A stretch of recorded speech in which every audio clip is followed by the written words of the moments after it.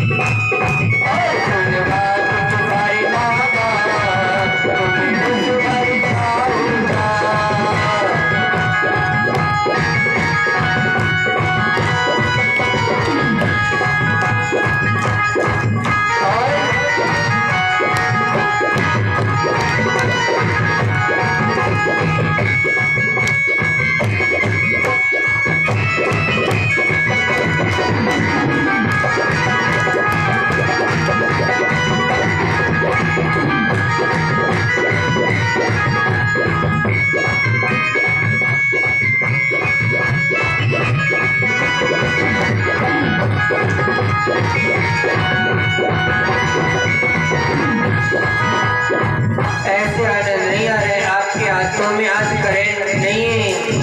सीधे उठा के धीरे सुनी जोर से बजाओ। सुन ले हत्यारे हो, सुन पाप कमायो है।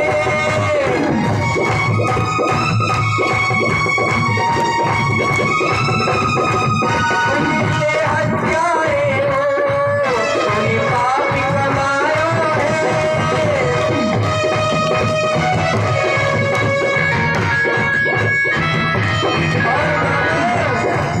वसुदेव देवकी को उन्हीं खूब सतायो है।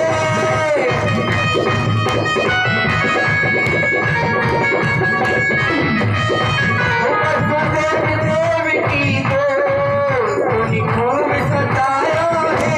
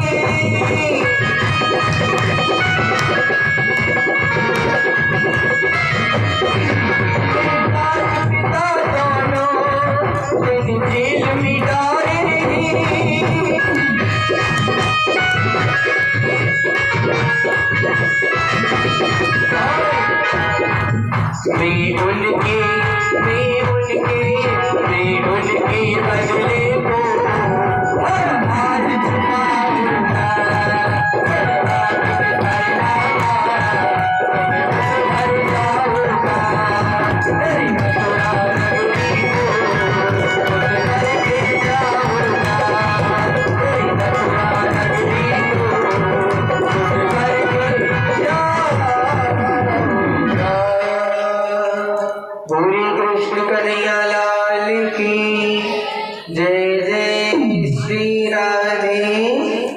अब तो लोगों के ठंड को छुपाया भाई।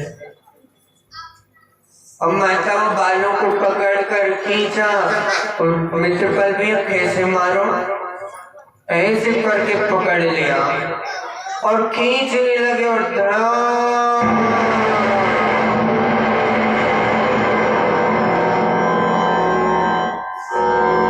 रंगेश्वर से फेंका और द्वारकाधीश पर आकर गिरा और इतनी जोर से आवाज हुई कि जितनी अम्मा सोरेन सबके नींद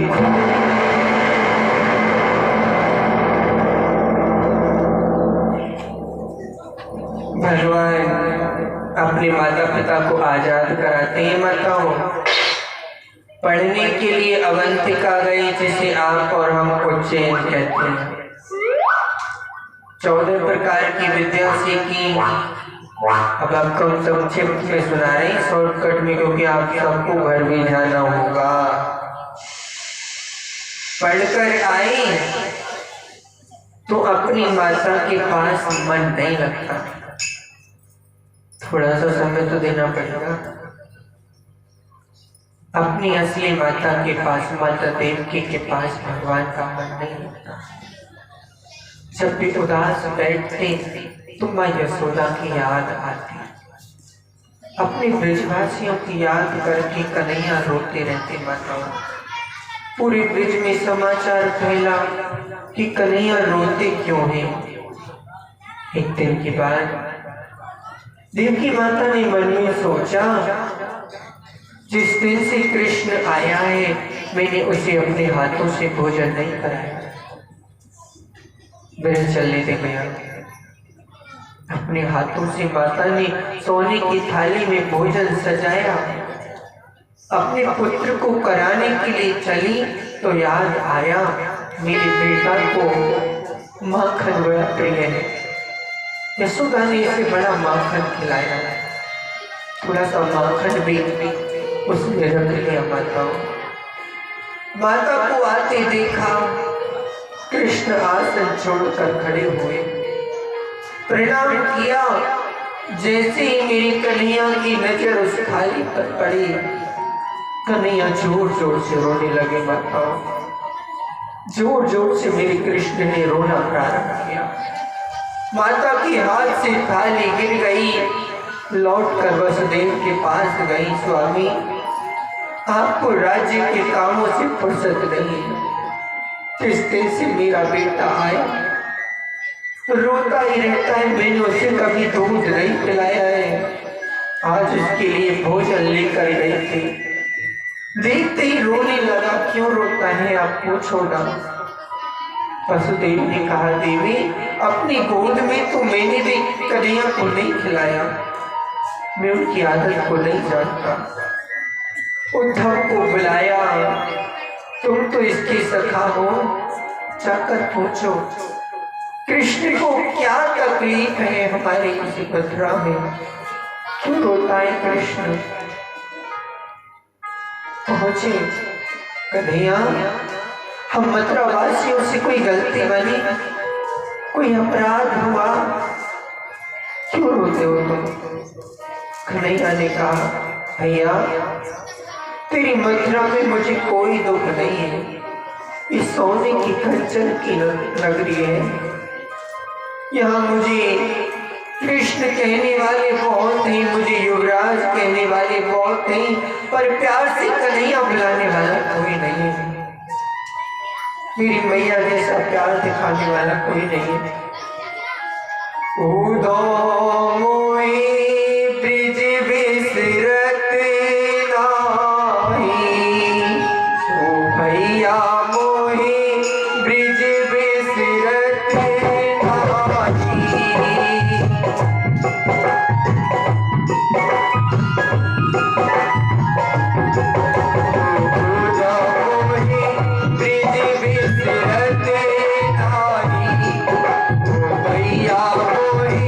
प्रिय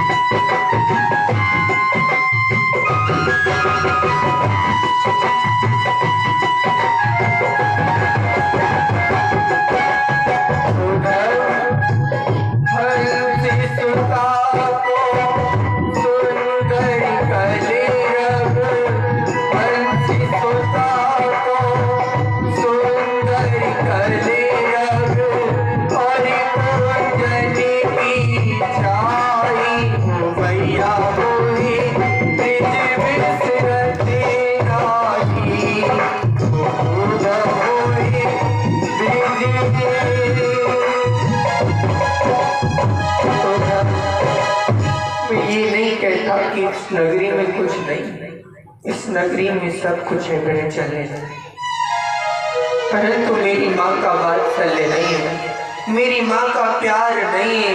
मुझे अपने ब्रजवासियों की याद आती है। तुम भगवान होकर रोते हो क्यों?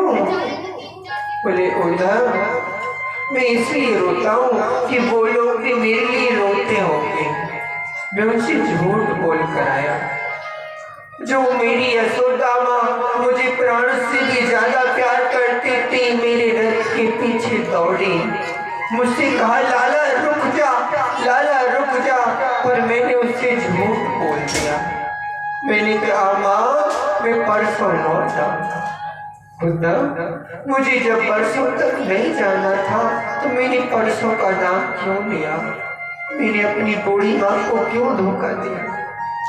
पर उद्धव, अगर मैं माँ को ना कहता ना कि मैं परसों आ जाऊंगा तो मेरी माँ मर गई होती, वो जीवित नहीं बचती।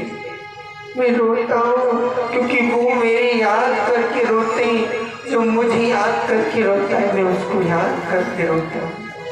तू जा, उनका रोना बंद करा दे। वो मेरे लिए नहीं रोएंगी, मैं उनके लिए नहीं रोऊंगा। उद्धव ने कहा मैं जाऊं? कन्हैया, मैं ज्ञानी हूँ, वो गंवार मेरी भाषा को क्या समझेंगे?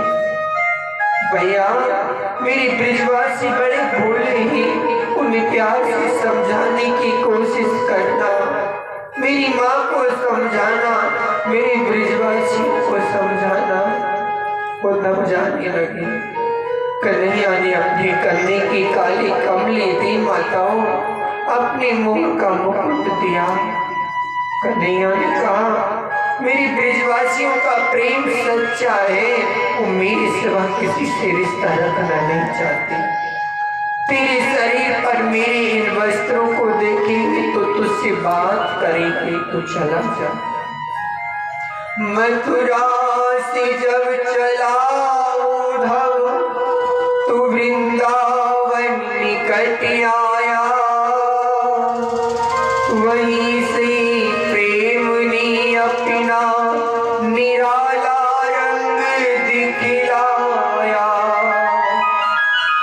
उलझ कर वस्त्र में कांटे लगे उद्धव को समझाने, तुम्हारा ज्ञान पर्दा पाड़ देंगे हम प्रेम दीवाने।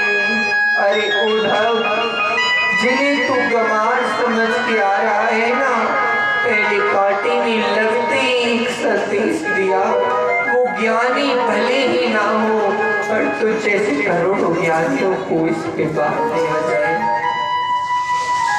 परिस्थिति ऐसी बनी माता, ग्वाल वालों से कृष्ण परसों की कह कर गए, बरसों तक लौट कर नहीं आए। ये नन्हे नन्हे सखा सुबह को उठ जाते, उस रास्ते पर जाकर बैठते जिस रास्ते से कृष्ण गए थे। शायद कन्हैया को याद आ जाए ब्रज में लोग, शायद कन्हैया को कल याद आ जाए, शायद वो लौट आए। और पूरे दिन जब कन्हैया नहीं आता ना तो शाम को उदास से लौट जाते, भगवान से प्रार्थना करते ये रात जल्दी बीत जाए, हम कल कन्हैया का इंतजार करेंगे। और अगले दिन भी जब कन्हैया नहीं आता ना तो यशोदा माँ से कहती मैया आज भी नहीं आया, तेरा लाला बड़ा कठोर है।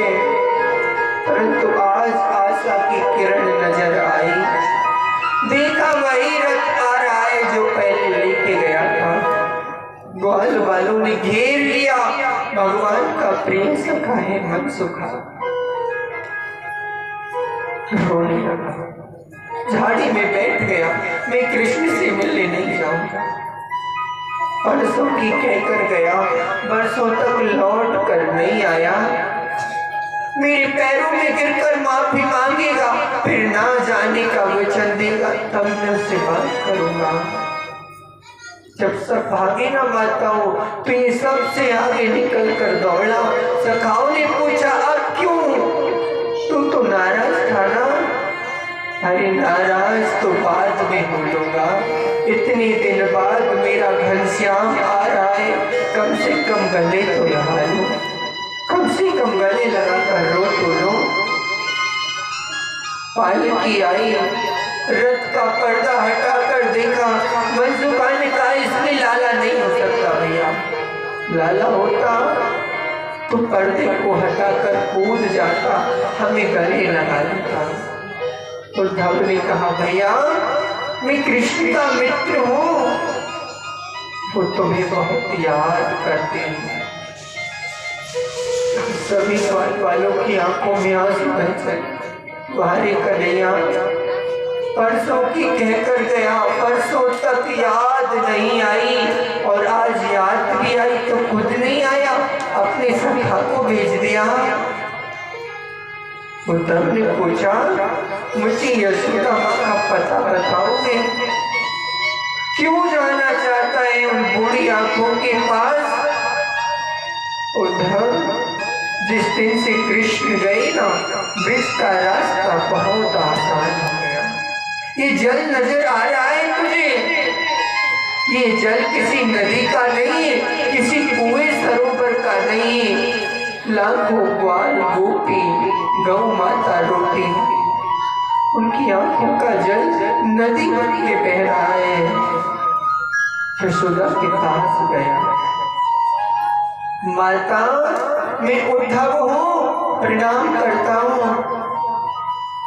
अरे चुप रहे भैया, मेरा लाला सो रहा है, जग जाएगा। परंतु मैं तो उन्हें मथुरा छोड़कर आया हूँ, मेरा लाला मुझे छोड़कर कभी नहीं जाता, मेरा कृष्ण मुझे छोड़कर कभी नहीं जाता। माँ मुझे कन्हैया का दर्शन कराओगी? पालने के पास जाकर माता धड़ाम से गिरी, रोते हुए बोली, उद्धव इसी आंगन में मेरा पुत्र खेलता था, क्यों छोड़कर चला गया? गोपियों के पास गए, लाखों गोपियों का झुंड बैठा है माताओं, सबकी आंखों से झरझर आंसू बह रहे।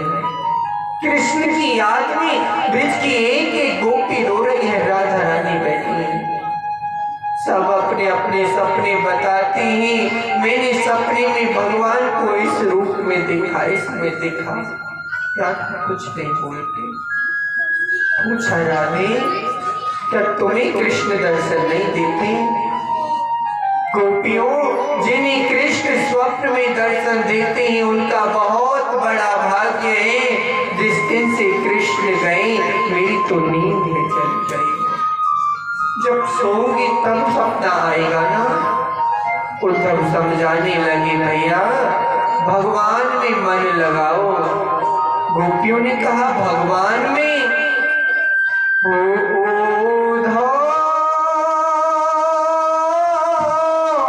मन ना रहे तस्वीर,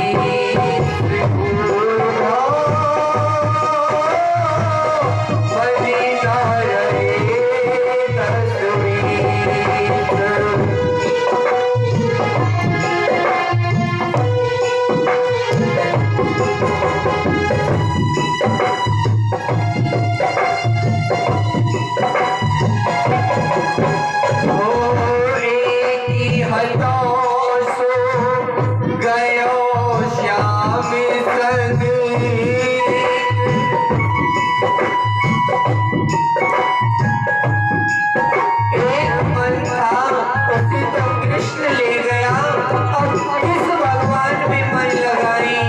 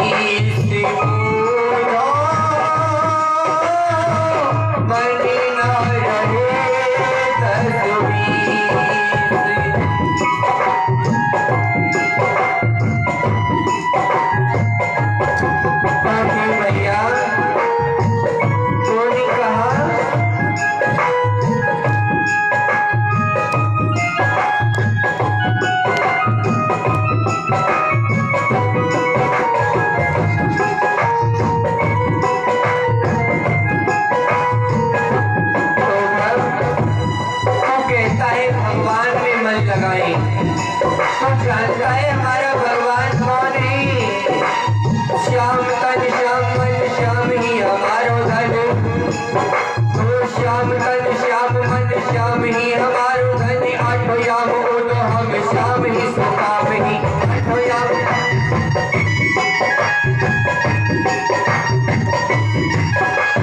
श्यामति श्यामति श्याम ही प्राणपति, श्यामति श्यामति श्याम ही प्राणपति। आदि किसी लाकड़ी आधार श्याम नाम ही,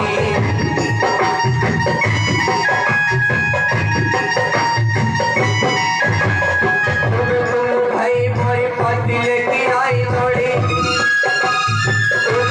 भाई मोरो पाती लेके आयो थोड़ो। यूं कहाँ रखी राम राम श्याम ही, यूं कहाँ रखी।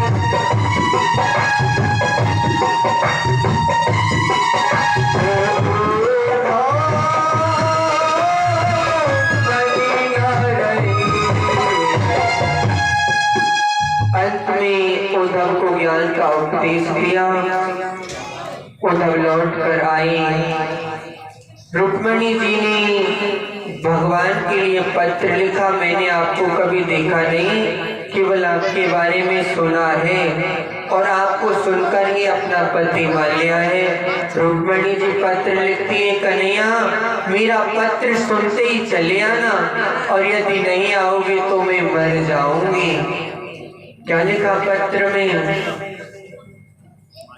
जाओ पंडित जी जाना और इस पत्र को कन्हैया को ले जाना। अच्छा, भगवान हमारे और आपके सभी के पति ही माता हो, इसीलिए हमको सबको भगवान को पत्र लिखना चाहिए, सभी को कहना चाहिए जो माता रुक्मिणी ने कहा। कन्हैया मेरी इस पत्र को सुनते ही चले आना, और कहीं ऐसा तो नहीं करोगे कि मेरे पत्र को पढ़ो और पढ़कर फाड़ दो और हमें भूल जाओ। ऐसा मत करना कन्हैया, तुम चले आना। मेरे प्यारे को